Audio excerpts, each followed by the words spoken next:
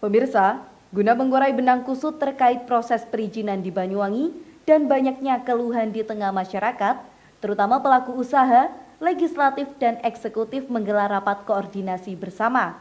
Rapat yang dipimpin Wakil Ketua DPRD M. Ali Mahrus dalam rapat ini menyampaikan agar semua pihak bisa memahami dan tidak menabrak ketentuan serta tidak menimbulkan permasalahan di kemudian hari.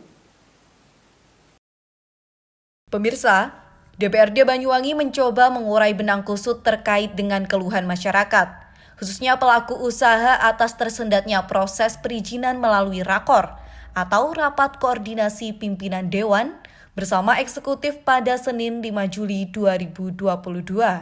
Dalam rapat koordinasi tersebut, diundang hadirkan Dinas Penanaman Modal dan Pelayanan Terpadu 1 Pintu, Dinas PU Cipta Karya, Perumahan dan Pemukiman, Badan Perencanaan Pembangunan Daerah, dan Dinas Lingkungan Hidup. Selain itu juga dari kalangan pelaku usaha seperti Real Estate Indonesia atau REI. Wakil Ketua DPRD Banyuwangi M. Ali Mahrus menyampaikan, selama 1 tahun ini proses perizinan di Kabupaten Banyuwangi hampir mengalami kendala. Hal ini menurutnya akibat dari pemberlakuan sistem online single submission atau OSS yang merupakan implementasi Undang-Undang Nomor 11 Tahun 2020 tentang Cipta Kerja. Menurut politisi Partai Kebangkitan Bangsa ini, perizinan terkait dengan lingkungan hidup dengan sistem OSS masih menjadi keluhan kalangan pelaku usaha pengembang perumahan. Dalam Undang-Undang Cipta Kerja, ada 3 peraturan terkait dengan pembuangan akhir limbah perumahan, yakni melalui pembuangan bawah tanah, resapan, dan bahkan dibuang di badan sungai.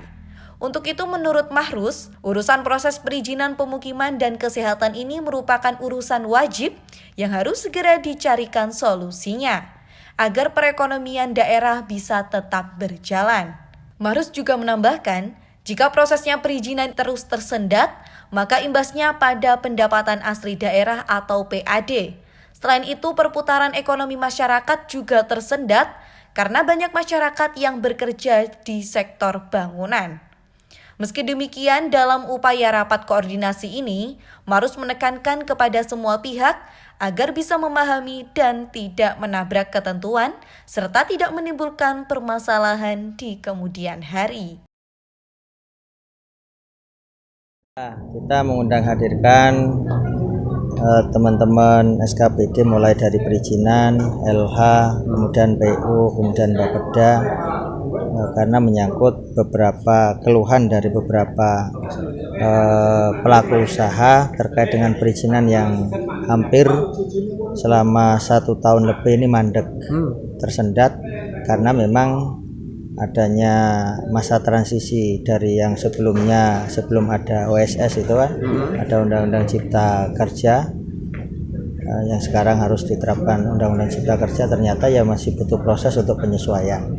Yang paling pokok tadi itu berkaitan dengan perumahan yang kita ngundang REI, termasuk juga teman-teman apoteker, menyangkut izin utamanya berkaitan dengan LH.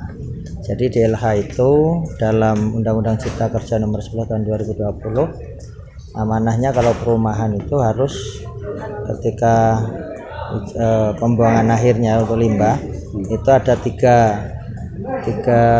ketentuan. Yang pertama pakai aplikasi bawah tanah, kemudian pakai resapan, sama dibuang di badan sungai. Tapi sepertinya sesuai dengan yang disampaikan teman-teman REI, itu kesulitan dalam urusan menerapkan 3 ketentuan yang sudah ditentukan melalui undang-undang itu oleh pemerintah pusat. Saya tadi menyampaikan sebenarnya ini kan urusannya urusan wajib pelayanan dasar, karena urusan itu kan ada pilihan, ada wajib. Nah, non pelayanan dasar dan wajib pelayanan dasar. Nah, urusan pemukiman, urusan kesehatan yang tadi domain dinas kesehatan karena menyangkut apoteker, itu kan semuanya urusan wajib.